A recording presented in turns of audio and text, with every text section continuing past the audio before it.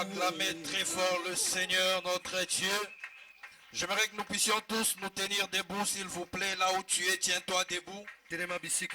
Tiens-toi debout là où tu es. Sors un peu de ton confort. Ne vois pas le soleil de cet après-midi. Tiens-toi debout là où tu es. Nous voulons célébrer celui qui est assis sur le trône. Il a été ton Dieu depuis le commencement de la semaine. Il a été ton Dieu le lundi, le mardi, le mercredi, le jeudi, le vendredi et hier samedi. Il ne t'a pas abandonné. Il n'a pas voulu et permis que l'ennemi se réjouisse à ton sujet. J'aimerais que cet après-midi, que tu m'aides en joignant tes deux mains pour célébrer par tes acclamations le nom du Seigneur Jésus-Christ, lui que j'appelle le vainqueur de Golgotha. C'est lui qui a vaincu la maladie. C'est lui qui a vaincu la mort. Le Dieu qui a vaincu la condamnation. Le Dieu qui a vaincu Satan dans ses œuvres. Ce Dieu qui t'a rendu plus que victorieux. Bien-aimé,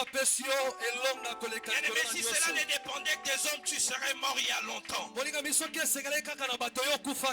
cause de son amour, tu vis encore. À cause de sa bonté, tu es en vie. Tu es en bonne santé. Dieu n'a pas permis que tu perdes un seul de tes enfants. Acclame-le très bien. Que tes acclamations soient pour toi l'expression de ta gratitude. Une façon pour toi de dire merci à Dieu. Une façon pour toi de reconnaître la grâce de Dieu. Une façon pour toi d'exprimer ta reconnaissance à Dieu.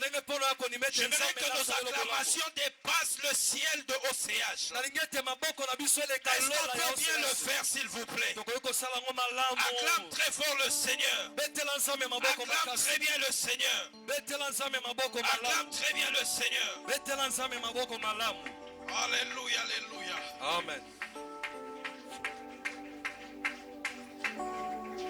Père, nous te disons merci pour ton amour ainsi que ta grâce. Nous te disons merci pour ta bonté. Nous te disons merci pour ta fidélité. Nous te disons merci de nous avoir encore une fois réunis dans ta présence cet après-midi. Pour te rendre culte d'adoration et d'action de grâce. Tu as été notre Dieu tout le long de la semaine. Cet après-midi, c'est encore pour nous l'occasion de t'exprimer notre gratitude. Ce n'est pas un mérite, mais c'est une grâce de ta part. Voilà pourquoi, Père Céleste, nous répandons nos cœurs devant le trône. Et nous nous disposons à écouter ta parole. Le mets spirituel, le pain de vie que tu nous as envoyé cet après-midi. Donne à cette parole, Père, d'apporter la vie là où la mort avait pris place. Car il est écrit que dans leur détresse, ils crièrent à l'Éternel. L'Éternel les exauça, il envoya sa parole. Et sa parole leur guérit. Ma prière est que la parole de cet après-midi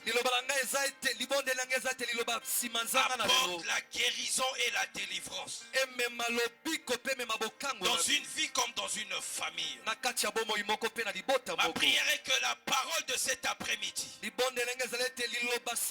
apporte le salut, apporte la lumière là où le ténèbre régnait. Ma prière est que la parole de cet après-midi amène la restauration, la réconciliation, la réparation de ce que le diable a cru détruire. Ouais, nous puissamment cet après-midi. Accompagne de puissance les paroles qui sortiront de nos bouches. Et que ces paroles produisent de signes. À la gloire du nom de notre Seigneur. Nous te promettons de te rendre toute l'honneur et la gloire. Au nom de Jésus-Christ. Nous avons ainsi prié, nous acclamons très fort le Seigneur. Acclame très bien le Seigneur. Acclame très bien le Seigneur. Exagère encore dans tes acclamations. Monte encore dans tes acclamations. Est-ce que tes acclamations peuvent dépasser celles de ton voisin? Crie de joie, Dieu en a besoin. Il aime ça. Alléluia. Que le nom de l'Éternel notre Dieu soit béni. Et que Dieu te bénisse, toi qui es là encore cet après-midi, dans sa présence. Y a-t-il parmi nous des hommes, des personnes qui ont expérimenté l'amour de Dieu cette semaine? Est-ce qu'il y a quelqu'un qui reconnaît que Dieu a été amour pour lui en cette semaine?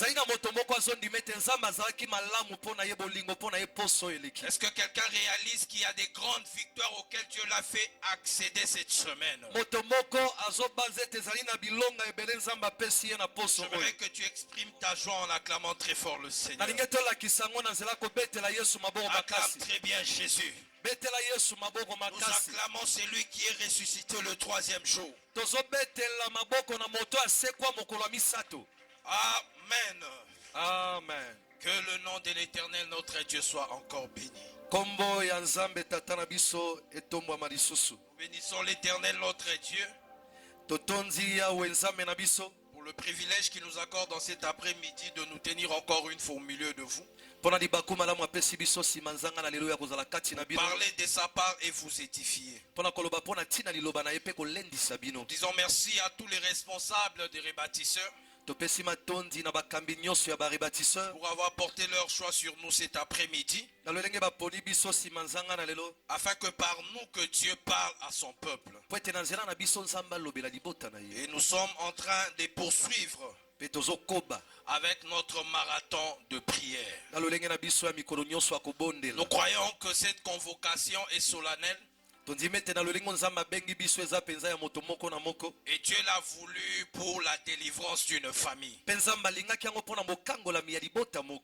Ta manière de se taire ne m'encourage pas. Je disais, Dieu a voulu de ce programme pour le salut et la transformation de ta famille. Si tu aimes ta famille, tu vas me donner un amen militaire. Si tu as réellement le souci de ta famille, tu ne diras pas amen tel que tu le dis. Vous savez, bien aimé dans le Seigneur, à chaque période, Dieu convoque toujours son peuple pour le préparer à une nouvelle saison. Et à chaque convocation, il y a un message que Dieu libère pour son peuple. C'est ce message qui constitue la clé pour l'accès à la nouvelle saison.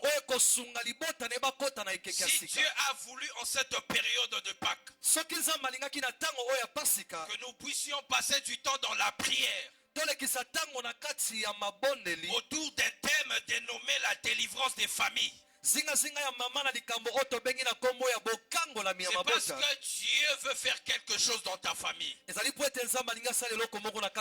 que Dieu veut réaliser un miracle que tu n'as pas encore vu dans ta famille. Et quelqu'un l'ayant compris ne prendra pas à la légère cette convocation. C'est ici pour nous l'occasion de venir non pas seulement les dimanches, mais aussi la semaine, pour prier chercher la face de Dieu en faveur de nos familles. Car bien aimé, le Dieu que nous prions, le Dieu en qui nous avions cru, le Dieu que nous sommes appelés à servir, c'est un Dieu des familles. Regarde la personne à côté de toi. Aide-moi à lui dire, ton Dieu est le Dieu des familles. Donc dis-le avec joie que ton Dieu est le Dieu des familles. Maintenant pose-lui la question. Dis-lui, toi tu viens adorer, où est ta famille? Si ton Dieu est un Dieu des familles, où sont tes enfants? Où est ton mari? Où est ta femme? Où sont tes frères? Les oncles, les tantes, c'est de ta famille. Cet après-midi, Dieu m'a envoyé de venir susciter une génération des hommes et des femmes qui ont réellement compris la mission et la volonté de Dieu et qui vont accepter de se lever, non pas seulement pour leur propre vie, mais beaucoup plus pour leur famille. J'aimerais insister et dire, cette convocation, Dieu l'a voulu pour les familles. Et j'aimerais ouvrir une parenthèse et la fermer rapidement. Juste pour nous dire que la plus belle famille et toutes les familles qui existent sur la terre, c'est ma famille. Dites amen. Donnez-moi un amen puissant. Tel que vous êtes là, je reste encore convaincu. Alors convaincu. Et tous les versets de la Bible de Genèse à Apocalypse me le convainc. Que vous êtes venus au monde pour accompagner ma famille. Dites amen. Donnez-moi un amen puissant. Oh. Apparemment, j'ai les ennemis de ma famille ici. Qui êtes-vous les grandes montagnes? La plus belle famille que Dieu a créée, c'est ma famille.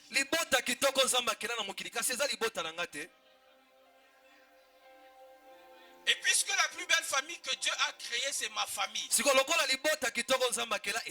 reçu le Seigneur Jésus-Christ comme Seigneur et Sauveur, je ne l'ai pas reçu pour ta famille. Je l'ai reçu d'abord pour ma famille. J'aimerais ici décourager la foi d'une personne qui a toujours cru et pensé qu'il faut aller vers les hommes de Dieu pour recevoir sa délivrance. Même moi, l'homme de Dieu qui te parle, l'onction que j'ai reçue, je l'ai reçue d'abord pour Jérusalem.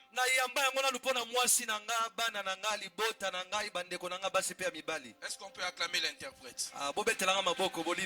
Amen. Il a compris ce que c'est Jérusalem. Amen, amen, amen. Christ parle à ses disciples. Il leur dit, vous recevrez l'onction. L'Esprit de Dieu survenant sur vous. Vous serez mes témoins. D'abord où? En Jérusalem, c'est la maison où Dieu te visite. C'est d'abord chez toi. Tu ne peux pas toucher Judée, la Samarie, si tu n'as pas encore fait le travail à Jérusalem. Tu dois d'abord assurer à Jérusalem avant de toucher la Samarie, la Judée, et espérer atteindre les extrémités de la terre. Et du reste, Dieu nous a appelés au combat spirituel. C'était premièrement pour nous amener à la délivrance. Et que par nous, nos familles aussi soient entraînées dans la délivrance. Nous ne sommes pas venus au combat pour mettre les nez sur les vies des autres. Mais nous sommes venus au combat. Chacun avec comme fardeau la délivrance de sa famille. Est-ce qu'après 30 ans de ministère, 34 ans de ministère, peux-tu aujourd'hui témoigner que le Dieu qui t'a sauvé a aussi sauvé ta famille? Nous sommes dans un marathon. Dieu est en train de nous parler sur la délivrance des familles. Lorsque vous lisez l'histoire d'Israël, il ne s'agit pas de la délivrance d'une personne, mais on parle de la délivrance d'une famille. Les enfants de Jacob. Lorsque Dieu veut visiter une nation, Dieu passe par la famille. Dieu commence à toucher et à cibler les familles. Voilà pourquoi, bien-aimé dans le Seigneur, la première bénédiction que Dieu te donne, ce n'est pas l'argent. Dieu ne nous bénit pas en nous donnant de l'argent. Dieu ne nous bénit pas en nous donnant du travail. Dieu ne nous bénit pas en nous donnant des portes de voyage. Mais la vraie bénédiction que Dieu donne à l'homme, c'est la famille. En fait, c'est parce que tu as du mal à réaliser cela. Je vais t'amener à le comprendre avec moi. Ici, nous avons l'habitude de nous appeler frères et sœurs bien-aimés dans le Seigneur. Mais regarde l'impact de la famille dans la vie d'une personne. Si un problème t'arrivait maintenant, les premières personnes qu'on va rechercher, c'est qui? C'est la famille. Amen. En d'autres termes, ceux qui sont censés t'accompagner même dans le moment difficile, ce ne sont pas les amis, ce ne sont pas les collègues, c'est la famille que Dieu nous donne. Je peux le dire dans un autre langage. Il arrive quelquefois que les témoignages d'une personne soient détruits dans la société. Parce qu'un groupe de méchants se sont dit de parler en mal contre toi. Ils ont témoigné en mal contre toi. Aujourd'hui, les hommes savent le faire. Lorsqu'on veut détruire la personnalité d'une personne, on peut utiliser les réseaux sociaux. Les émissions sont faites à longueur de journée pour détruire l'image et les témoignages d'une personne. Et il y a des gens comme ça qui ont perdu certaines relations dans leur vie. Les amis les ont quittés parce qu'ils ont entendu qu'on a parlé en mal d'eux. Mais pourquoi quand les témoignages est détruit, certains amis nous quittent, la famille ne nous quitte pas? Parce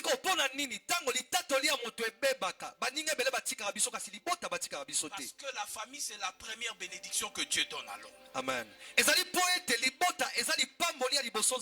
as du mal à dire amen parce que tu es en train de réaliser la sorcellerie dans ta famille. Mais laisse-moi te dire, bien-aimé dans le Seigneur, même moi qui te parle de ma famille comme la plus belle de toutes les familles que Dieu a créées, j'ai des démons dans ma famille aussi. Mais la première bénédiction que Dieu m'a donnée, c'est ma famille. Écoutez, la première fois que le mot bénédiction est cité dans la Bible, ce n'est pas quand tu as créé Adam, mais c'est quand Dieu a mis une femme aux côtés de Adam que Dieu a dit soyez bénis. Amen. Dieu les a bénis en leur rendant féconds. Nzambe apamboli bango ya kokomisa bango bai bakoki Et dans la kobota pensée ebele. de Dieu, cette bénédiction était censée leur amener à quoi? À la multiplication, multiplier la terre. Pe na kati ya libanzo na Nzambe lipamboli wana esengelaki esunga bango bayikinisa Pour la mabele. première fois, l'homme a été béni, c'est quand Dieu lui a donné une famille. Pona tango liboso muto apamwama eza tango Nzambe apesa libota. Voilà pourquoi, bien-aimé dans le Seigneur, s'il y a des choses que tu devras entretenir dans la vie, c'est d'abord ta famille.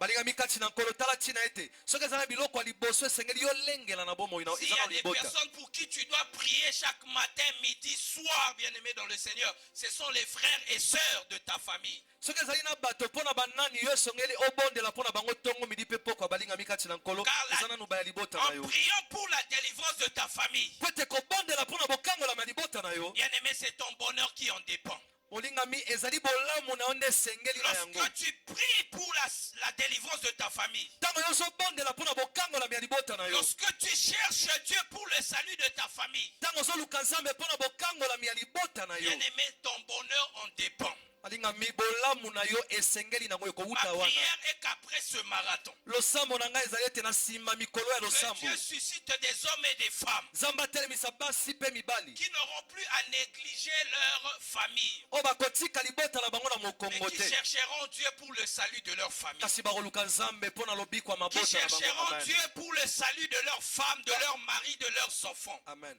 bakoluka Nzambe mpo na lobiko ya basi mibali mpe bana na bango, Des hommes et des femmes qui n'auront pas la paix basi mpe mibali oyo bakozanga kimia lorsqu'ils verront leurs enfants demeurer dans le paganisme. ntango bakomona bana na bango bazomela na kati ya kibopagano, Des femmes qui auront du mal à dormir basi oyo bakozanga pongi parce que l'homme n'est pas encore converti ou délivré. po ete mobali na abongoli motema te to mpe nano akangwami Des te, hommes qui auront du mal à voir la paix mibali oyo bakozanga kimia lorsque la femme est encore dans l'alcool. ntango mwasi aza nano C'est komela ce agene, à quoi Dieu nous a appelés. eza na yango nde Nzambe abenga Le biso salut des familles. lobiko ya mabota. Acclame très fort le Seigneur. betela Nzambe maboko makasi. Amen.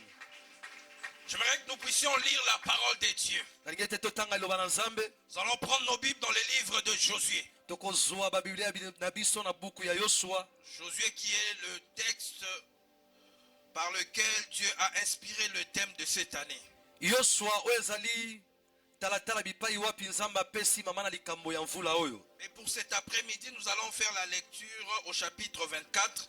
Pe nsima na nzanga na lelo tokotanga na talatala ya tuku mibale na minei, Le verset 1er jusqu'au verset 15. molongo na liboso kino molongo na zomi na Si mitano. nous pouvons tous nous tenir debout pour honorer la lecture de la parole de soki Dieu. biso nyonso tokoki kotelema po tomemi ya litangi ya liloba na Nzambe. Josué chapitre 24, Yosua mokapo na tuku mibale na minei, verset 1er jusqu'au verset 15. talatala na liboso kino talatala na zomi na mitano. Lisons la parole de Dieu dans le livre de Josué, chapitre 24, du 1er verset au 15e verset. Amen. Josué assembla toutes les tribus d'Israël à Sichem, Mm, et il convoqua les anciens d'Israël, mm. ses chefs, ses juges et ses officiers. Et ils se présentèrent devant Dieu. Ils se présentèrent devant Dieu. Josué dit à tout le peuple, Mm. ainsi parle l'Éternel, le Ainsi Dieu parle d'Israël. l'Éternel, le Dieu d'Israël. Vos pères, Térak, père d'Abraham, Mm, et père de Nachor, mm, habitaient anciennement de l'autre côté du fleuve, mm. et ils servaient d'autres dieux. Ils servaient d'autres dieux. Je pris votre père Abraham Mm, de l'autre côté du fleuve, et je lui fis parcourir tout le pays de Canaan. mm. Je multipliai sa postérité, et je lui donnai Isaac. Je lui donnais Isaac. Je donnai à Isaac Jacob et Ésaü. Mm, Et je donnai en propriété à Ésaü la montagne de Séhir. mm, Mais Jacob et ses fils descendirent en Égypte. mm, J'envoyai Moïse et Aaron, et je frappai l'Égypte par des prodiges que j'opérais au milieu d'elle. mm. Puis je vous fis sortir. Je vous fis sortir. Nabimisi bino. Je fis sortir vos pères de l'Égypte, Mm, et vous arrivâtes à la mer. mm. Les Égyptiens poursuivirent vos pères jusqu'à la mer Rouge, Jusqu'à la mer Rouge. avec des chars et des cavaliers. Mm, Vos pères crièrent à l'Éternel, mm, et l'Éternel mit des ténèbres entre vous et les Égyptiens. mm. Il ramena sur eux la mer, et elle les couvrit. Vos yeux ont vu ce que j'ai fait aux Égyptiens, et vous restâtes longtemps dans le désert. Je vous conduisis dans le pays des Amoréens, qui habitaient de l'autre côté du Jourdain. et ils combattirent contre vous. Je les livrai entre vos mains, vous prîtes possession de leur pays, et je les détruisis devant vous. Yes. Balak, fils de Tippor, roi de Moab, s'éleva et combattit Israël, et fit appeler Balaam, fils de Béor, pour qu'il vous maudit. Mais je ne voulus point écouter Balaam. Il vous bénit. Il vous bénit. Et je vous délivrai de la main de Balak. Vous passâtes le Jourdain et vous arrivâtes à Jéricho. Les habitants de Jéricho combattirent contre vous. Les Amoréens, les Phérésiens, les Cananéens, les Étiens, les Girgasiens, les Éviens et les Jébusiens. Je les livrai entre vos mains. Et j'envoyai devant vous le frélon, qu'ils les chassèrent loin de votre face. Comme les deux rois des Amoréens, ce ne fut ni par ton épée, ni par ton arc. Je vous donnai un pays que vous n'aviez point cultivé, des villes que vous n'avez point bâties et que vous habitez, des vignes et des oliviers que vous n'avez point plantés et qui vous servent de nourriture. Verset 14. Maintenant, craignez l'Éternel et servez-le avec intégrité et fidélité. Faites disparaître des dieux qu'ont servi vos pères de l'autre côté du fleuve en Égypte. Et servez l'Éternel. Servez l'Éternel. Verset 15. Et si vous ne trouvez pas bon de servir l'Éternel, si vous ne trouvez pas bon de servir l'Éternel, choisissez aujourd'hui qui vous voulez servir. Qui vous voulez servir. Ou les dieux que servaient vos pères au-delà du fleuve, ou les dieux des Amoréens dans le pays desquels vous habitez. Moi et ma maison, nous servirons l'Éternel. Nous servirons l'Éternel. Parole du Seigneur. Parole du Seigneur.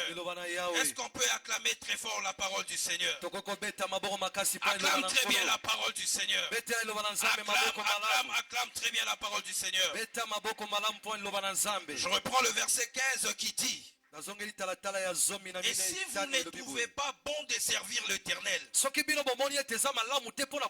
choisissez aujourd'hui qui vous voulez servir.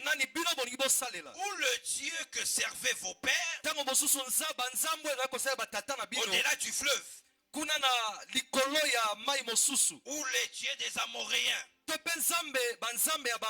dans le pays lequel vous habitez. Moi et ma maison, nous servirons l'Éternel. Bien aimé, ça c'est la parole de Josué au milieu du peuple d'Israël. Après que Dieu les a délivrés de la main des Égyptiens. Josué est en train de parler au peuple de la part du Seigneur, leur faisant comprendre les raisons pour lesquelles Dieu nous a sauvés, les raisons pour lesquelles nous avons été délivrés. Dieu l'a fait pour que nos familles le servent. En d'autres termes, le Dieu qui nous a visités en Égypte, le Dieu qui nous a sauvés de la main de Pharaon, il nous a sauvés pour que nos familles l'appartiennent. Josué était en train de faire comprendre au peuple ce qui s'est passé en Égypte, les prodiges et les miracles que Dieu a accomplis pour notre délivrance. Dieu ne l'a pas fait juste pour une vie, mais Dieu l'a fait pour une famille. Est-ce que je parle à quelqu'un cet après-midi? J'aimerais dire à quelqu'un qui a l'occasion de me suivre, Dieu ne se concentre pas sur les humains. Mais Dieu voit derrière les humains des familles. Est-ce que je parle à quelqu'un? Dieu ne s'attarde pas inutilement sur une personne sans être convaincu de sauver une famille après ces derniers. Si Dieu te localise, bien aimé dans le Seigneur, sache que le but de Dieu, ce n'est pas toi. Le but de Dieu, c'est la famille derrière toi. Voilà pourquoi il dit à Abraham, lorsqu'il dit à Abraham, quitte la maison de ton père, va de ton pays. Abraham pensait qu'il s'agissait de sa propre délivrance. Or, dans la pensée de Dieu, je ne veux pas te sauver toi, Abraham. Il dit, va-t'en de ton pays. Je ferai de toi une grande nation. Tes familles seront bénies en toi. Tu deviendras une source de bénédiction. D'où Dieu voyait dans Abraham des nations qu'il fallait sauver. Voilà pourquoi Jésus pouvait attendre que le disciple se détache de lui. Les disciples se détachent de lui. Qu'ils aillent chercher des vivres pour qu'il s'adresse à une femme appelée Samaritaine. Pour Pierre et Jean. Pour Pierre et Jean. Jésus a attendu le moment où nous nous sommes déplacés pour parler avec une femme que les Juifs ne sont pas censés côtoyer. Les disciples voyaient une païenne. Les disciples voyaient une nation vouée à l'interdit. Mais Jésus voyait derrière cette femme toute la Samarie. Jésus se disait, si j'arrive à gagner cette femme, je gagne toute la Samarie. Voilà pourquoi les jours où elle a rencontré le Fils de Dieu, la Bible dit qu'elle ne s'est pas arrêtée à elle-même. Elle est allée mobiliser le village. Venez faire quoi? Venez voir. Venez voir. Venez voir. Moi j'ai vu. Vous aussi mes frères et sœurs. Venez voir. Moi j'ai entendu. Vous aussi ma famille. Venez entendre. Moi j'ai vu. Vous aussi mes oncles. Venez. Parce que le but du Christ n'était pas la Samaritaine, c'était la Samarie. Dieu, en t'amenant au combat, il ne t'a pas amené pour toi, mais Dieu t'a amené pour le salut de ta famille. Dieu t'a amené pour que tu te lèves et que par toi la famille soit délivrée. Si dans cette famille les hommes ne se mariaient pas, Dieu veut qu'à partir de toi que l'histoire de la famille change. Si dans cette famille les hommes ne pouvaient pas être élevés en dignité, Dieu t'a amené au combat pour que par toi les hommes élevés en dignité sortent aussi de ta famille. Si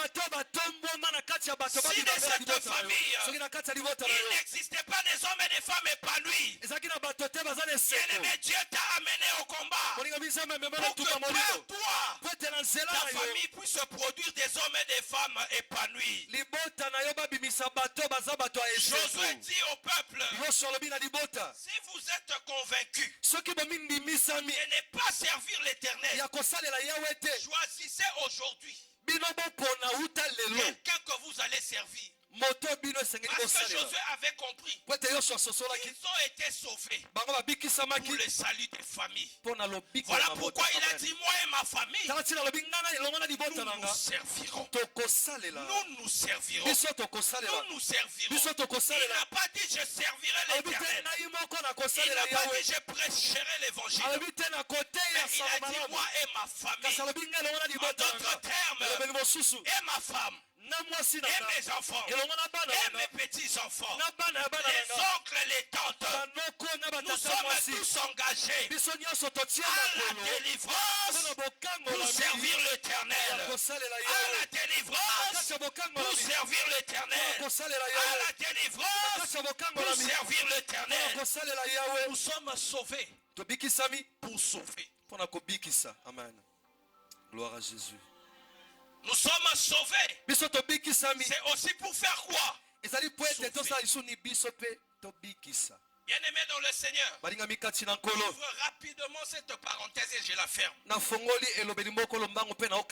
L'accès au royaume des cieux se résume aussi à la parabole du talent. La Bible dit qu'à celui qu'on avait remis 5, il a multiplié ce qu'il avait reçu. À celui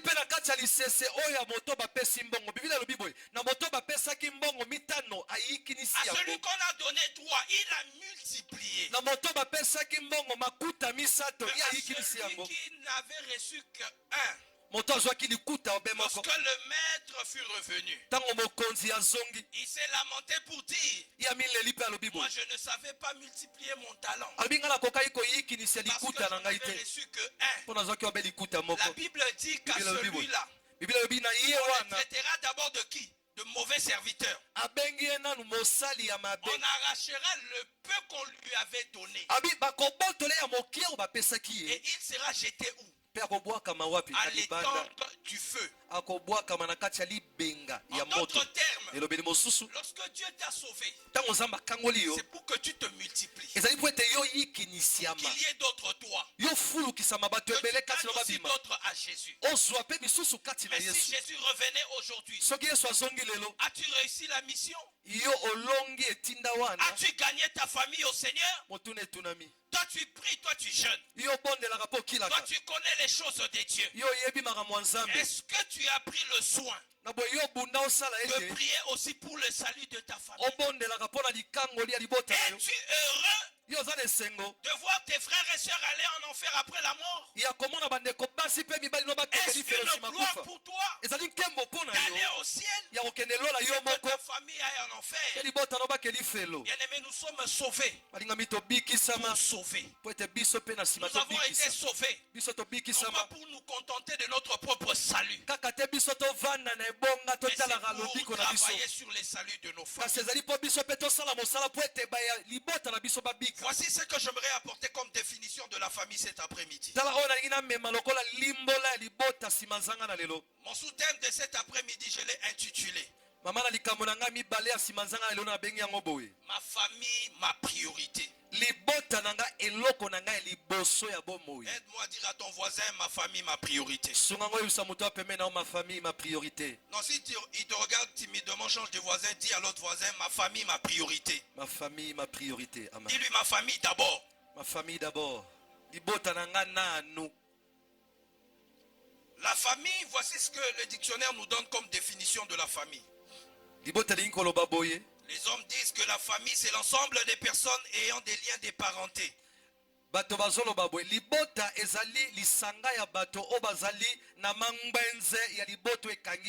Lorsque nous sommes liés à des liens de parenté. Je suis oncle. Je suis frère. Je suis neveu. Je suis fils. Je suis père. Je suis mère. On peut parler aussi de famille. Lorsqu'il existe des liens de parenté. Par les sangs, et le dictionnaire ajoute, ou par alliance. En d'autres termes, la famille n'est pas seulement tes frères et tes sœurs. Mais la famille, c'est toutes ces personnes qui sont en alliance aussi avec vous. En alliance, comme par exemple une belle famille. Lorsque des enfants s'unissent, c'est deux familles qui font alliance. Et à ce moment-là, on ne dit plus bango, mais bakomi famille. Amen. En ce moment-là, Parce qu'ils sont liés avec nous par alliance. Nous devenons une même famille. Et la famille, le dictionnaire dit encore que c'est la suite d'individus nés d'une même souche. Makomi elobi lisusu boye ezali bosangani ya bato babotami na esika moko mboka moko. Donc l'homme conçoit que la famille ne s'arrête pas seulement à ceux qui ont le lien de parenté avec toi. La famille va au-delà du sang. La famille va au-delà de l'alliance. La famille, c'est aussi ceux qui sont nés, sortis d'une même souche avec toi. Moi, je l'ai expérimenté quand je suis allé dernièrement en Afrique du Sud. J'arrive à Cape Town, là où j'étais logé, je m'ennuyais parce que les bien-aimés avec lesquels nous étions sortaient le matin pour aller au travail. Le jour où moi je n'avais pas culte, je m'ennuyais, je restais seul. J'ai demandé à un frère de m'apprendre les rues du quartier où nous étions. Que j'apprenne à sortir seul. Il m'a amené au mall, là où je pouvais trouver des supermarchés. Et un jour j'ai voulu me coiffer, il m'a amené dans un salon de coiffure. Et quand j'arrive dans ce salon de coiffure là, j'entends la musique qui joue, c'est la musique de mon pays. C'était la musique de Redi Amissi. J'ai du coup compris. Et ces gens-là sont qui? Bandeko Nangai. Donc quand je m'ennuyais, ou quand je sentais que l'anglais me débordait dans la tête, j'ai parti passer du temps à ce salon. Au moins pour écouter quoi? Et parler les lingala. Au moins là-bas parler du pays. Et s'intéresser à moi. Non, il s'intéressait à moi. En posant des questions sur le pays. Comment ça va au pays? Et on parlait du pays. Parce que je venais de retrouver des frères sur une terre étrangère. Un matin, nous nous réveillons, nous sommes à Cape Town, nous voyons dans les groupes WhatsApp. Un frère congolais de la RDC s'est fait tuer à la gare. Parce qu'il a eu affaire à des bandits qui l'ont rencontré tôt le matin alors qu'il partait au travail. Ce bandit l'a menacé jusqu'à lui arracher son sac. Et lui s'est dit que moi je suis un Kinois. Il a donné des coups à ces bandits jusqu'à lui arracher son sac. Et en pris son sac, au lieu de partir, il a mis du temps. Dire que toi je veux t'achever comme on achève les Madianites. Il a commencé à donner des coups. Et le monsieur s'est senti en danger. Comme c'est un bandit, il avait avec lui un couteau. Il a sorti son couteau, et le frère congolais est mort. La nouvelle a été publiée où? Dans les groupes WhatsApp des Congolais de la RDC. Pourquoi? Parce que Bazaba Ndekonaye. Amen. La famille, c'est aussi les personnes issues d'une même souche. Et le dictionnaire va plus loin. Le dictionnaire dit que la famille, c'est toute personne qui vivent sous la protection des chefs. En d'autres termes, lorsque nous avons un leader commun, Lorsque nous sommes dirigés aussi par un même chef, ça fait aussi de nous une famille. Voilà pourquoi moi j'ai toujours dit qu'au ministère nous étions, et je pense que nous sommes encore une famille. Parce que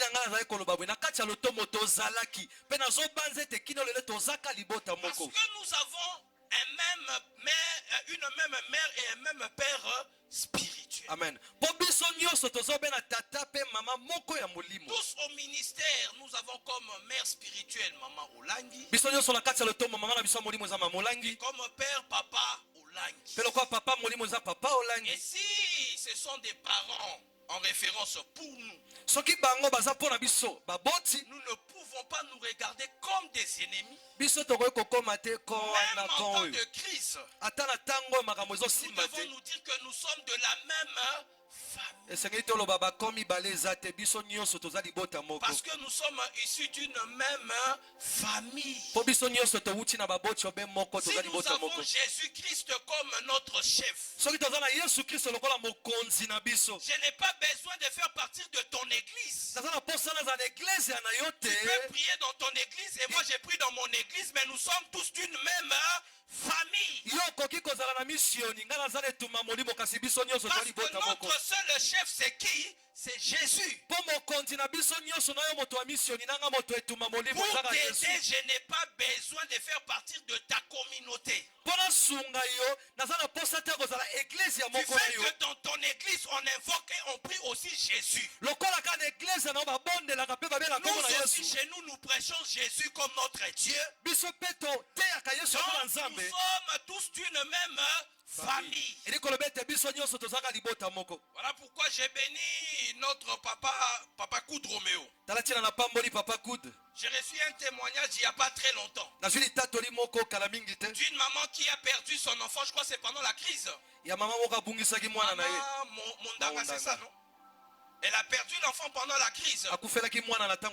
Qu'est-ce qui caractérise la crise actuelle au ministère? Les gens ne se parlent pas. Les gens ne se fréquentent pas. Mais quand elle a perdu l'enfant, on a appris que la personne qui est venue l'aider à prendre le corps pour amener à la morgue, c'est qui? C'est Papa Koud.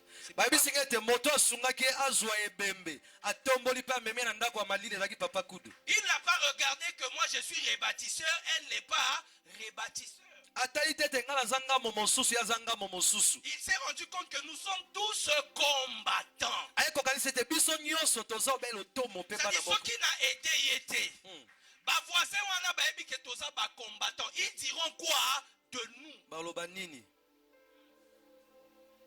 Amen. Si nous sommes une même famille, bien-aimés,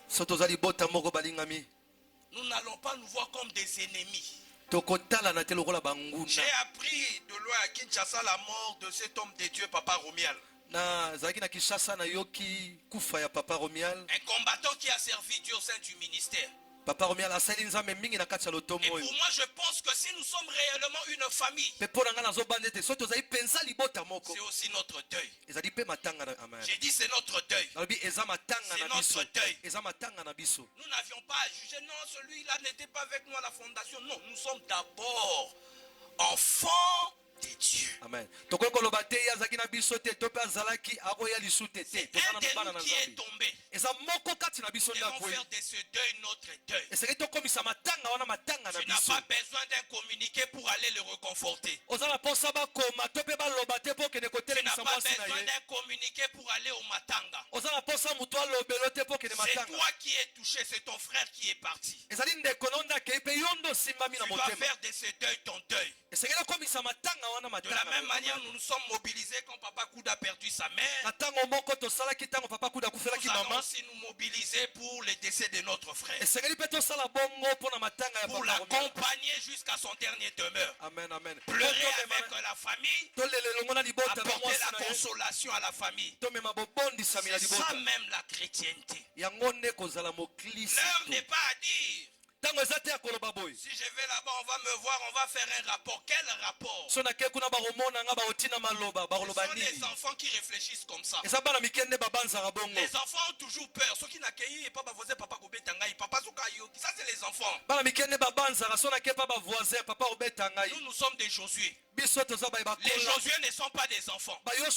Les Josué ce sont des fils. Des hommes grandis dans la maturité. Dont l'identité chrétienne se manifeste. Acclamons très fort la parole du Seigneur. Amen. En parlant toujours de la définition de la famille,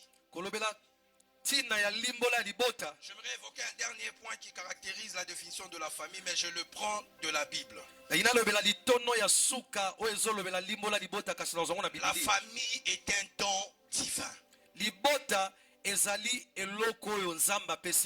La Bible le dit dans le psaume que Dieu donne une famille à ceux qui sont abandonnés. Ça c'est le psaume qui dit. Dieu donne une famille.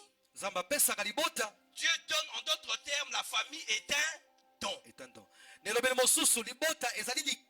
Et tout don que nous recevons des dieux, nous sommes appelés à bien le gérer. Si cette famille auquel tu es sorti est un don des dieux, es-tu réellement un bon gestionnaire de ce don? Si les enfants, le mari, la femme que Dieu t'a donné est un don venu de l'Éternel, es-tu réellement un bon gestionnaire de ce don? Car Dieu frappe les mauvais gestionnaires de dons. Et pourquoi nous sommes en train de parler de la délivrance des familles en cette période de Pâques? Parce que premièrement, bien aimé dans le Seigneur, la volonté des dieux, comme je l'ai dit tout au début, n'est pas que les vies soient seulement sauvées, mais beaucoup plus que les familles soient gagnées à Jésus. La Bible les démontre dans le livre de Actes 16, le verset 31. Après que Dieu ait délivré Paul et Silas de la prison, l'officier qu'on a placé à leur garde, ayant la peur de savoir que Pierre et Paul et Silas sont libres, ne sachant que dire à ce maître, il pose la question à Paul et Silas. Que faut-il que je fasse pour que je sois sauvé?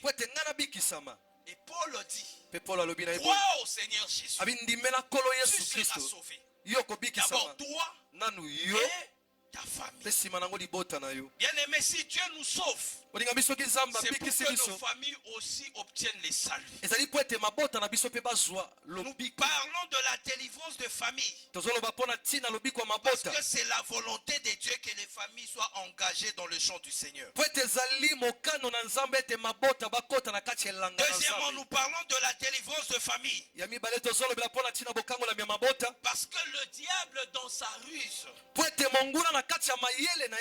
travaille de sorte à bloquer la bénédiction de plusieurs enfants de Dieu en détruisant leur famille. Je veux le dire ainsi. Lorsque le diable veut te détruire, il ne se dirigera pas directement à toi. Il va cibler ta famille. Parce qu'il sait qu'en touchant à ta famille, il peut facilement t'atteindre. Pourquoi nous sommes appelés à travailler sur la sécurité spirituelle de nos familles. Car bien aimé dans le Seigneur, lorsque tu gagnes ou tu réussis à gagner ta famille dans le Seigneur, sache-le que c'est le déclenchement d'une vie de paix, d'une vie de bonheur, d'une vie de joie en Jésus-Christ. Tu ne peux pas témoigner ou expérimenter de joie Une vie de paix, de bonheur. Dès le moment où ta famille n'est pas encore délivrée. Si ta famille croupit encore sous le joug du diable, tu auras du mal à être heureux. Tu auras du mal à avoir la paix. Tu auras du mal à être dans la joie. Car bien aimé dans le Seigneur, c'est une insécurité sociale d'être le seul à être béni dans sa famille. Dans une famille de 7, 8 ou 6 enfants, lorsqu'il y a un seul enfant qui est béni, laissez-moi vous le dire, bien aimé dans le Seigneur, dans cette famille, la sorcellerie va régner. Pourquoi la sorcellerie va régner? Du fait qu'il est le seul à être béni, les yeux de tout le monde vont se diriger sur lui. Et les parents, et les frères, et les oncles, les tantes, tous vont les traiter comme qui? Likondi à famille. Parce que yende abimisa mutu. Yende alonga, yende a réussir. Joseph ya famille. Soki tozui matanga yende a kotizaka, tozui feti yende a pesaka, école ya bana yende a salaka. Bien aimé, ce n'est pas une gloire d'être le seul à être béni de sa famille. Tu exposes ton propre cœur. Moi, je l'ai expérimenté dans ma famille du côté maternel. J'ai habité chez mon grand-père. Étant en séjour chez les grands-pères, cela m'a permis de comprendre le combat qui s'est passé dans cette famille. Il n'y avait pas la paix entre les enfants et les frères de leur père. Pourquoi? Parce que le grand-père de son vivant, étant un homme d'affaires qui avait ses moyens et ses business, au lieu d'aider ses frères au développement, il avait fait de ses propres frères ses serviteurs. Il les avait fait venir du village avec leurs femmes et leurs enfants. Il a pris le soin de leur loger dans sa résidence. Il scolarisait ses enfants et les enfants de ses frères dans les mêmes écoles. Il habillait ses 3 femmes au même titre que les femmes de ses frères. Et ceux-là qui géraient ses affaires, ses business, ce sont ses frères. Le jour de sa mort, les enfants sont encore jeunes. Et ses frères se sont accaparés du patrimoine. Parce que c'est eux qui travaillaient avec lui. Ils ont vendu les biens de la famille. Et la grand-mère se retrouvait. Elle qui était femme d'un homme d'affaires. Aujourd'hui, pour que les enfants, pour que la famille tienne, je dois vendre au marché. Et à cause de ça, elle avait monté ses propres enfants contre les oncles paternels. Et les oncles aussi à leur tour ont eu à maudire les enfants. Bien aimé, lorsque tu es le seul à être béni dans ta famille, c'est un danger pour toi-même. La famille ne voudra même pas que tu puisses te marier. Parce qu'ils vont se dire le jour où tu te maries. La Bible dit l'onction commence d'abord où? À Jérusalem. À Jérusalem, c'est d'abord sa femme et les enfants. Ils ne vont pas voir ta femme et tes enfants comme une famille, mais comme des ennemis. Ils seront à couteau tiré avec ta femme et les enfants. Il suffit juste d'un petit malentendu entre toi et ta femme. Leur conseil va aller dans le sens de t'amener à te séparer de ta femme. Parce qu'ils veulent que tu sois seul et que ta bénédiction profite à eux.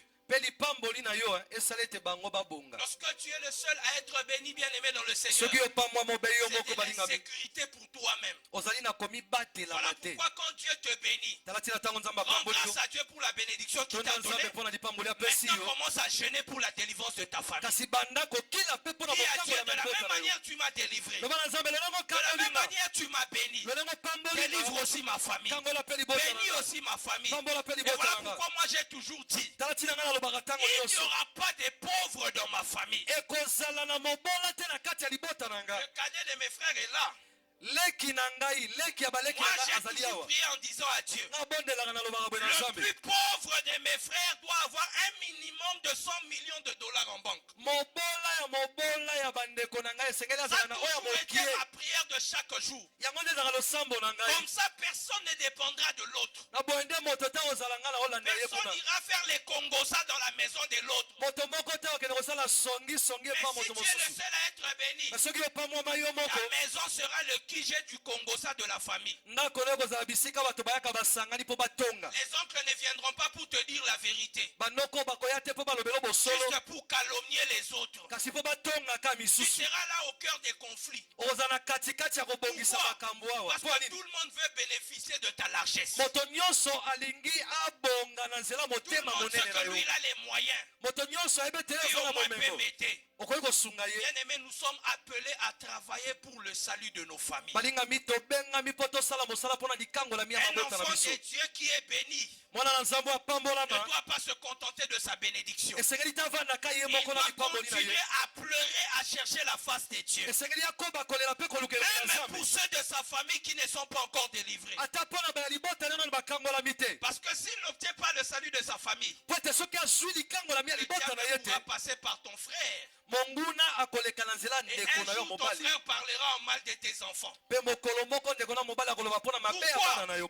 Parce que quand lui est venu te demander, l'enfant aussi a fait quoi? A demandé. Maintenant le père a jugé. Entre les frères et l'enfant, j'ai fait comment? Le père s'est dit non, je dois. La maman dit non, on doit d'abord mettre en priorité l'école des enfants. Vous pensez que le frère là sera content? Quand il va rentrer au village, il va dire quoi?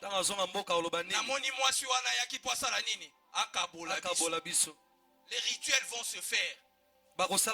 Des paroles seront dites. C'est ça la sorcellerie dans la famille. Voilà pourquoi ma prière est qu'avec toi, pendant ce marathon, nous puissions obtenir les témoignages de nos familles. Avant la fin de cette année, il y a des hommes qui vont se lever ici. Non pas pour dire Nzamba Tombolingaï, mais pour dire Dieu a délivré ma famille. Mes frères, levez-vous, venez ici. Qu'il y ait encore des gens qui peuvent témoigner. Et voilà, mes oncles ont été sauvés. Je les ai aussi amenés au Seigneur.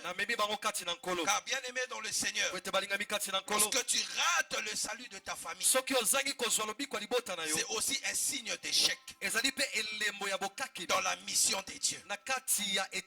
Car Dieu nous sauve pour sauver. J'aimerais que nous puissions lire deux textes de la Bible.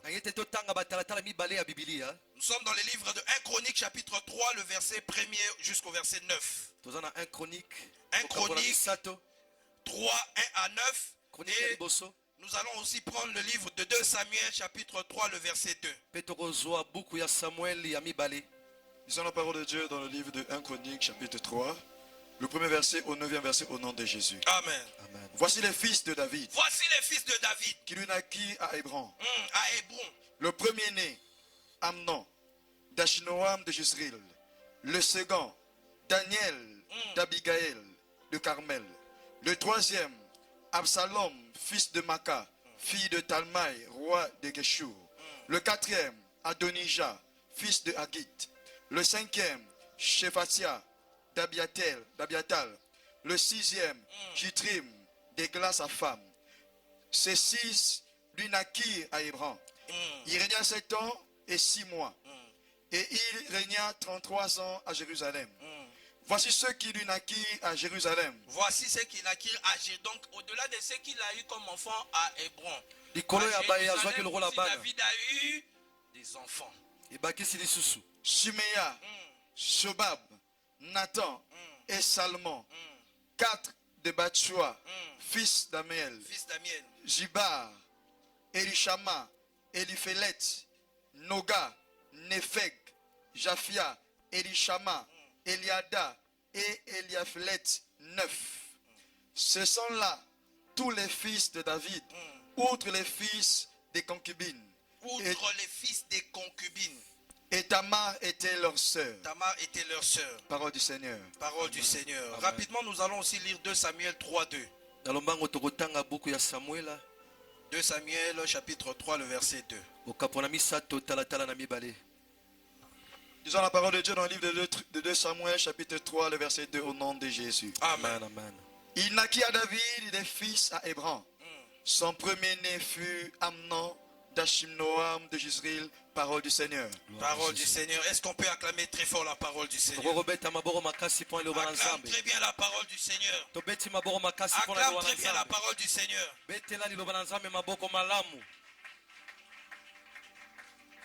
Bien-aimés dans le Seigneur, ici on nous parle d'une famille, c'est la famille de David. Dis avec moi la famille de David. La famille de David. Quand vous lisez l'histoire de David, vous allez vous rendre compte que David n'a jamais été le choix des hommes. David, c'est le choix de Dieu. Parce que même son père et ses frères l'ont ignoré quand le prophète est venu à la maison. C'est Dieu qui l'avait choisi en disant au prophète, il reste encore un. David n'était pas le choix des hommes. C'est quelqu'un que Dieu avait choisi et appelé. J'aimerais dire ici à quelqu'un qui a l'occasion de me suivre. Le salut de ta famille, la délivrance de ta maison, tu ne l'obtiendras pas parce que tu es appelé de Dieu. Mais tu l'obtiendras si tu te concentres sur la délivrance de ta famille. Ce n'est pas le fait de dire que Dieu me connaît, Dieu m'a choisi, Dieu m'a appelé qui va délivrer ta famille. David, au-delà d'être un homme appelé, choisi par Dieu, c'est l'un des modèles par excellence dans le domaine du combat spirituel.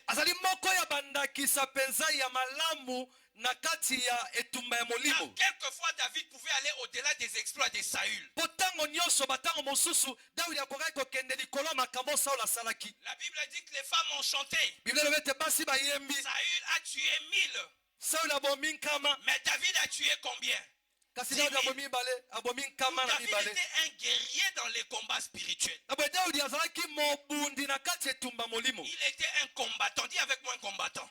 Je ne sais pas, il était de la 40e promotion. Mais David était un combattant. À chaque fois que David se levait, les Philistins prenaient la fuite. La personne que Dieu a utilisée pour délivrer Israël contre Goliath, c'est qui? C'est David. Nous, David,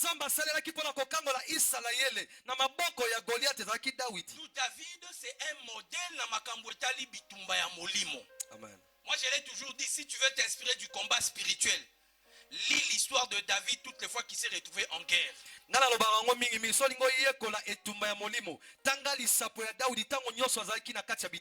David, au-delà d'être un fervent combattant, David, c'est un prophète de l'Éternel. Un adorateur parfait de Dieu. Il a même écrit le psaume. Mais au-delà de tout ça, Dieu l'appelle l'homme selon quoi? Mon cœur. David est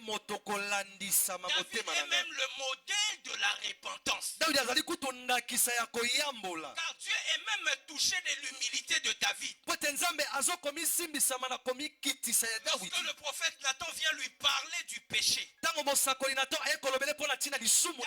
pas vu son rang ou ses galons. David a quitté le trône, il est entré à jeûne. Il s'est repenti de son péché. ayamboli masumu na ye. Bien-aimé dans le Seigneur, Moninga mikati na nkolo. au-delà d'être un prophète, Libanda kozala mosakoli. un adorateur, Mogumnameli. un homme appelé choisi de Dieu, Moto bengama pa ponama na un nzambe. roi élevé et établi par Dieu. Kumwa tomwa mi pe atiami na Au-delà nzambe. d'être le choix de Dieu au milieu de ses frères, Libanda kozala moto nzambe aponi na kati ya bato. David a échoué dans un domaine important de la vie. Dawidi akakemaki na esika moko ya makasi penza na bomo ya C'est motuya. au sujet de la famille. Ezalaki kolandisama libota. Dans le domaine de la famille, Na kati ya makambo etali David libota. avait lamentablement échoué. Makambo etali libota Dawidi akakemaki Quand vous penza. lisez ce que nous avons lu tout à l'heure dans le livre de 1 Chronique, Soki botangi matoti kotanga sikoyo. vous allez vous rendre compte que David, partout où il passait, Bomba te Dawidi bisika nyonso azali koleka. il faisait des enfants. Azali kobota bana ya bota À Hébron, kaka. à Hébron, Na Hebron il a eu des enfants. asente lisusu aboti. Quand il arrive à Jérusalem, Tanga komi na Yerusalema il a encore eu quoi? Des enfants. asente lisusu kuna aboti. Quand vous lisez bien l'histoire, Tango bozo tanga malamu ce ne lisabu. sont pas des enfants que David a eu avec une seule femme. Ezali basi oyo, ezali bana oyo Dawidi aboti na Ce mwasi sont des moko te. enfants que David a eu avec plusieurs femmes. Ezali bana oyo Dawidi azwi na basi Mais ebembe. tout en étant qui? Le Un roi. roi. Kala Tout tango en azali étant mokonzi. adorateur de Dieu. Kala tango pa azali Tout en mokumba étant un des grands écrivains du psaume. Katango pa azali moto akomi banzembo mokanda na banzembo. Et Azo quand vous sente. lisez bien l'histoire de David, Tango bozo tanga malamu lisapo na vous allez Dawidi. voir que la vie de David Okomona ete bomoi na Dawidi. s'est imprimée sur la vie de ses enfants. Ekoti na kati ya bomoi ya bana na ye. Pourquoi? Mpona nini? David n'avait pas pris la famille au sérieux. Dawidi azwaki libota na motuya te. David s'est concentré sur les combats des Philistins. Ye avanda na ngwende mpe likolo ya bitumba na Quand bafilistayo. vous lisez la Bible, Ntango bazotanga la bibilia Bible dit les Philistins se sont levés. biblia bafilistayo batelemi. David est allé consulter l'Éternel. Dawidi akei kolukelongi na Moi, nzambe. j'allais en guerre. esengeli akende Mais bitumba nulle part, kasi esika moko te. David a consulté l'Éternel pour sa propre famille. bokomona bipai nzambe bakomi ete Dawidi aluka nzambe mpona Pour les libota na ye. combats, Mpona bitumba David était prêt à envoyer le feu. ye akokaki kotina moto. Moto, Zika, Zika, Natumbi, Natumbi. BBC. Mais pour sa propre famille, kasi mpona libota na ye moko asalaka yango te. David avait ignoré Dawidi atikaki que quand Dieu l'a appelé, ke nzambe ntango abengi ye en lui il y avait encore des défauts. abosanaki ete ntango nzambe abengaki ye kati na ezalaki nano na Il makambo ya était malamu te. censé travailler esengelaki abongisa yango pour le salut de sa famille. mpona lobiko ya Il libota s'est na ye. concentré sur les combats. ye avanda kaka Il a bitumba oublié la famille. abosani libota. À cause du fait que David a oublié la famille, po ete ye abosanaki libota lui-même a vécu sa vie dans la débauche. ye moko abiki bomoi na ye na aboti Il awa a vécu aboti awa sa vie dans l'immoralité sexuelle. abiki bomoi na ye abimi na mwasi oyo abimi na Il mwasi oyo faisait des enfants partout. azali kosente ntango nyonso. La Bible dit, biblia elobi boye ce sont là tous les fils de David, bango nyonso baza bana ya Dawidi. virgule, litono mokie outre les fils des concubines. zali bana oyo aboti wana libanda ya bana oyo abota na basi mosusu C'est ya quelqu'un qui bamakango. avait une vie indisciplinée dans le domaine de vie sexuelle. donc eli koloba ete Dawidi ayebaki ndenge bavandaka kimia te. C'était encore un géant. L'immoralité sexuelle en lui était encore un géant. ekobo mpo na Dawidi ezalaki nanu engambe. Et du fait que David a ignoré cela, po ete Dawidi abosanaki etumba na il ne ye s'est pas concentré azalaki kolandela te sur la délivrance de sa propre famille. bokangolama ya libota na Vous ye. savez ce qui s'est passé dans sa famille? boyi mambo elekaki na libota na ye. La Bible dit un de ses fils biblia elobi moko ya bana na ye moko ya mibali est sorti avec sa propre sœur. abimi na ndeko na ye ya mwasi. Du fait que David a ignoré la famille, kaka po ete Dawidi azolandela le libota te combat qui a commencé dans sa vie etumba ebandi na kati ya bomoi s'est na ye entraîné aussi dans la vie de qui? Des ekei enfants. mpe na kati ya bomoi ya bana na ye. L'immoralité sexuelle qui était en lui bondumba oyo ezalaki kati na a ye même traversé au niveau de qui? Des enfants. ekei kino epai ya bana. Un des frères va convoiter la beauté de sa propre sœur. mwana na ye moko aluli ndeko na ye moko ya mwasi Et il va conspirer comment faire pour coucher avec ma propre sœur. mpe asali mabongisi lolenge nini nakosala mpo nabima na ndeko na nga Un de mwasi. ses amis va lui partager un conseil en lui disant, moko ya baninga na ye akopesa etoli alobi boye il faut que tu joues au malade. esengeli yo koma moto ya Comme ça, bokono tu vas t'enfermer dans la chambre. koya makalekale mikangisa Quand na tu auras suku besoin de manger, ntango na posa Tu vas conditionner à ton père d'envoyer seulement ta soeur pour t'amener à manger. Et quand elle viendra te servir à manger dans la chambre, ce sera l'occasion pour toi de monter sur ta soeur. Pourquoi? Parce que le père n'avait pas pris au sérieux la délivrance de la famille. L'inceste est entré dans la maison. Et puisque David n'avait pas pris au sérieux la délivrance de la famille, non pas seulement l'inceste est entré dans la famille, la Bible dit quelque chose de choquant. Un des fils de David a même reçu conseil pour aller auprès des concubines de son père. Lui, son degré d'immoralité est allé loin. Même les concubines de son père. Oui, ça c'est l'esprit de Balthazar. Comment tu ne peux pas t'arrêter à ceux de ta génération? Tu vas auprès des... Écoutez, c'est possible. Un fils peut aussi par erreur traverser ou connaître la voie où son père est passé. Par erreur, à son insu. Il ne connaissait pas l'histoire de la personne auprès duquel il est allé. Mais David, ce n'est pas qu'il était le fils de David. La Bible n'a pas dit que c'était à son insu. Il savait, on lui a conseillé, va vers les concubines de qui? De ton père. Vous imaginez quelle était l'image de la famille de David dans la société? C'était quoi le témoignage de sa famille en Israël? Qu'est-ce que les gens disaient de la famille de David? C'est un prophète de l'Éternel. C'est un adorateur de Dieu. C'est un roi établi par Dieu. Mais sa famille a un témoignage honteux. C'est quoi le témoignage de toi qui te dit que je suis combattant, ça fait 30 ans? Ta famille sont encore dans les ténèbres. Des ivrognes dans ta maison. Et toi, tu es un fervent chasseur des démons. Comment tu ne chasses pas d'abord le démon de ta famille? Pour savoir à la puissance de Dieu en toi. Chasse d'abord le démon qui se trouve dans ta maison. Ta femme aussi obtient la délivrance. Même les Français ont dit la charité bien ordonnée commence. Comment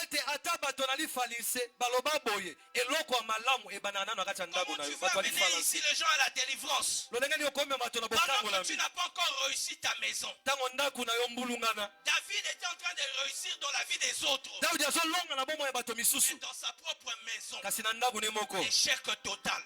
Les enfants se sont connus, l'inceste. Un des fils va aller auprès des concubines de son père, l'humiliation et la honte. Bien aimé, c'est une honte, c'est une humiliation. C'est-à-dire ces femmes-là ont eu à comparer entre les pères et les fils qui avaient l'onction. Une honte dans la famille. Une humiliation dans la famille. Parce que David a négligé la famille. Bien aimé, ça fait rire, mais je vous parle de choses qui peuvent arriver lorsque tu négliges la délivrance de ta famille. Et une autre chose qui s'est passée toujours dans sa maison. Un de ses fils s'appelait Salomon. D'ailleurs, c'est les docteurs. Il a un diplôme de doctorat, thèse, master, je ne sais moi quoi. Combien de femmes et combien de concubines? Pourquoi? Parce que le père, l'onction qu'il avait reçue, au lieu de le concentrer sur la famille, Il a concentré son onction sur les Philistins. Il a concentré son onction sur le combat d'Israël. Je préfère bien aimer me concentrer sur mes frères. Parce que si un de mes frères devient ministre, j'aurai la facilité d'avoir l'audience auprès de lui. Pourquoi me concentrer sur la vie des autres? Alors que ces derniers, même après avoir reçu la bénédiction, peuvent m'oublier. Concentre-toi sur ta famille. David a raté la délivrance de sa famille. Pourquoi? La famille n'était pas une priorité pour lui. La famille n'était pas une priorité pour lui. Or, la parole de Dieu nous dit, celui qui néglige sa famille est pire qu'un infidèle. Dieu nous appelle, bien-aimés dans le Seigneur, à nous lever pour le salut de nos familles. Quel est l'héritage que David a laissé à sa famille? Alors que depuis Abraham, Dieu ne voulait plus à ce que son peuple aille vers les faux dieux. Et même quand Dieu sauve la famille de David, il y a une instruction que Dieu les a donnée. Il existait de peuples auprès desquels vos fils n'iront pas. Et peur que leurs filles détournent le cœur de vos fils vers leur Dieu. En d'autres termes, par l'immoralité, Salomon est allé contracter des alliances que Dieu n'avait pas traitées avec son père David. Salomona akeki kokota na kati ya boyoka nizamba sala kena papa na ete Daudi. Est entré dans la famille là où Dieu avait déjà traité alliance. Moto bapa ekoti bisika nzamba sala ki boyokani. Ce n'était pas la faute de Salomon. Yaki faute na yete. Salomon subissait cela aussi. Salomona ezai kokweyela ye. C'est parce que David n'avait pas mis la famille en priorité. Atiaki libota eloko liboso ya yambote. Mais lorsque tu négliges la délivrance de ta c'est ton bonheur que tu es en train d'hypothéquer. C'est ta vie de paix, de joie que tu es en train d'hypothéquer. Tu veux vivre le bonheur avec le Seigneur. Concentre-toi sur la famille. J'ai toujours béni Dieu pour l'histoire de cette femme. Pas seulement elle a enseigné un message du combat spirituel aux familles. Mais pour elle, c'était une joie. Maman Lang avait toujours la joie. Mais au-delà de son témoignage sur sa famille et sa belle famille, quand elle voyait ses frères et sœurs de la famille, même ceux de la belle famille, croire au message du combat,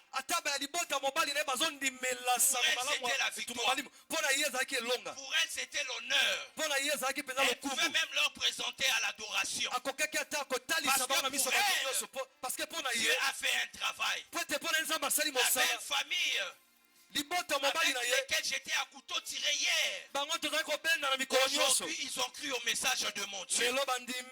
Aujourd'hui ce sont devenus des enfants spirituels. Certains sont même des missionnaires. C'était pour elle la joie de voir sa famille croire à son Dieu. Si tu es réellement combattant, marchant dans la vision du combat spirituel, cela doit faire ta joie. Lorsqu'un membre de ta famille obtient le salut, lorsqu'un membre de ta famille est délivré, lorsque ta famille suit le pas du Christ, lorsque tu adores le Seigneur avec ta famille, Dieu ne t'a pas sauvé pour toi, mais Dieu t'a sauvé pour sauver. Amen. Voilà pourquoi cette semaine est la dernière pour nous. Sera une semaine où nous allons attaquer les œuvres du diable contre les familles. Les armes que le diable utilise pour briser, détruire les familles. Le diable, lorsqu'il combat les familles, il vise seulement la bénédiction des dieux. Dans Genèse 37, la Bible le dit. Au verset Genèse 37. Je crois au verset 3. La Bible dit que les frères de Joseph ont conspiré la mort de leur frère. Ils se sont dit, tuons-le. D'où leur venait cet esprit? Elle ne venait pas des dieux. Quel est cet esprit qui pouvait pousser les frères à se liguer contre un d'eux? Ils se sont donné de tuer leur frère Joseph.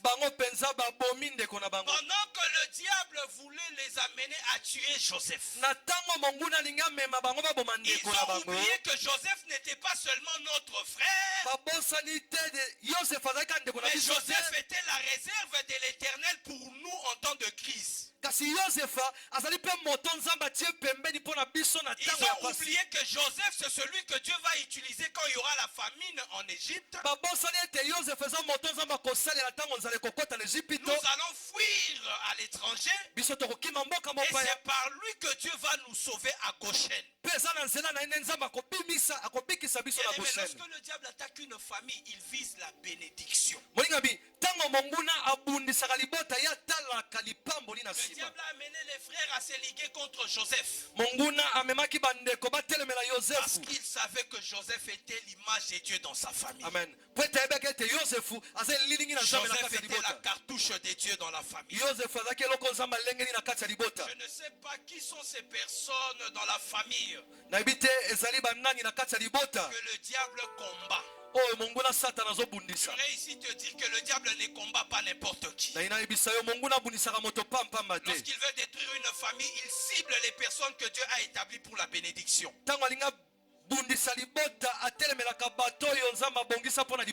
Genèse 37, le verset 18. Si tu es réellement la bénédiction de ta famille, le diable va te combattre. Ne sois pas étonné de voir tes frères te trahir. Ne sois pas étonné de voir même cela que tu as été se liguer contre toi. Le diable ne cible pas n'importe qui. C'est un stratège. La Bible dit il sait qu'il lui reste peu de temps. Comme il lui reste peu de temps, il ne touche pas n'importe quoi. Il ne touche pas n'importe qui. Il sait cibler qui est réellement l'agent de Dieu dans cette famille. Bien aimé, quand Dieu vous donne de localiser l'étoile de Dieu dans votre famille, priez pour lui. Priez pour cette personne. Lorsque Dieu permet que dans cette famille auquel tu es sorti, qu'il y ait un Joseph, priez pour lui. Jeûnez pour lui. Il est l'agent par lequel Dieu veut passer pour le salut de votre famille. Lorsque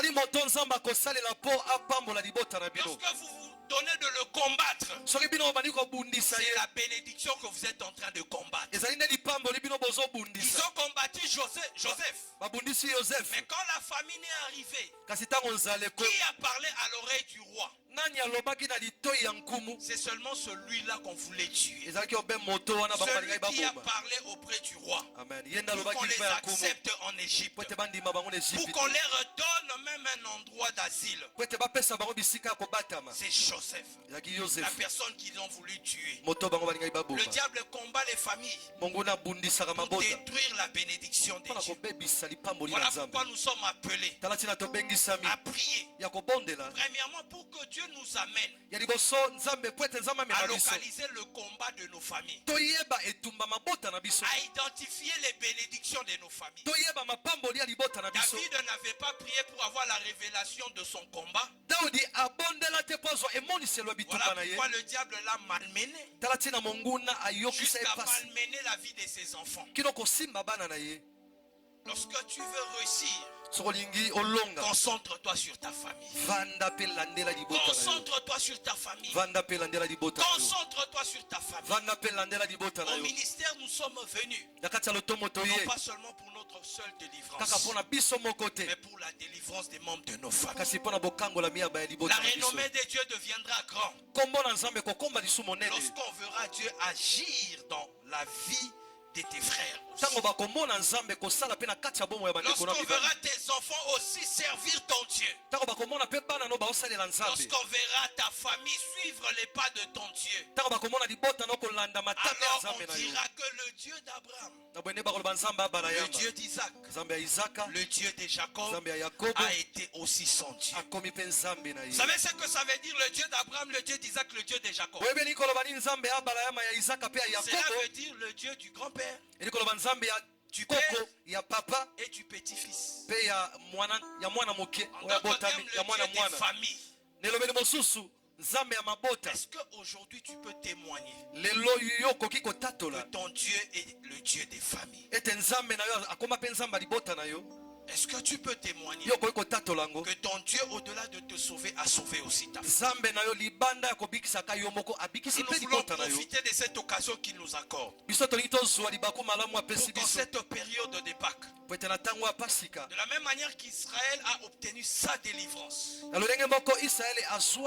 nos familles aussi obtiennent la délivrance. Et que nous puissions célébrer l'Éternel. Comme Josué pouvait le dire, moi et ma maison, nous servirons l'Éternel.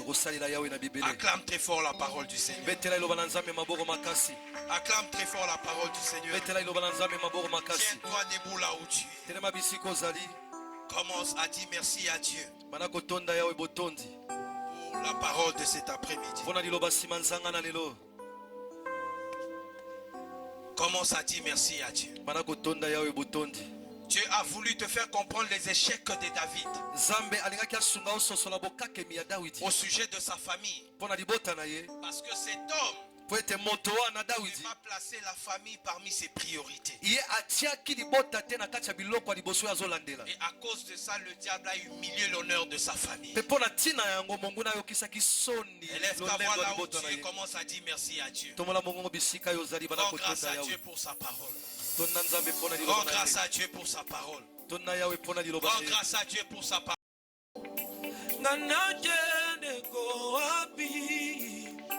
Nasongi na liziba elekinga mayele esalinga kobanganga nanajene koabi nasongi na liziba esika nazwaka makambi esika nazongaka yasika kanga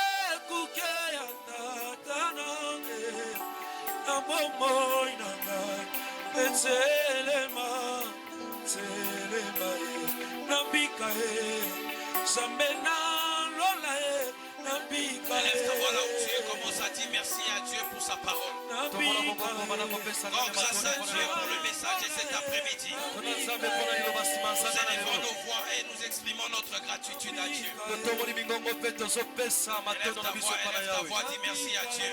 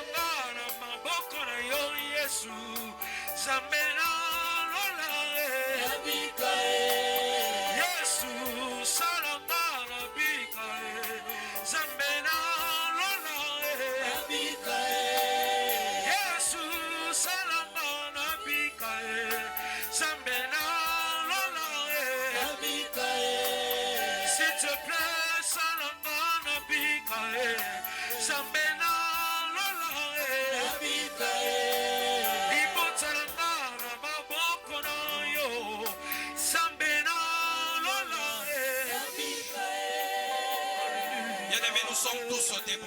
Molinga mibiso nyonso totelemi. Tiens-toi debout là.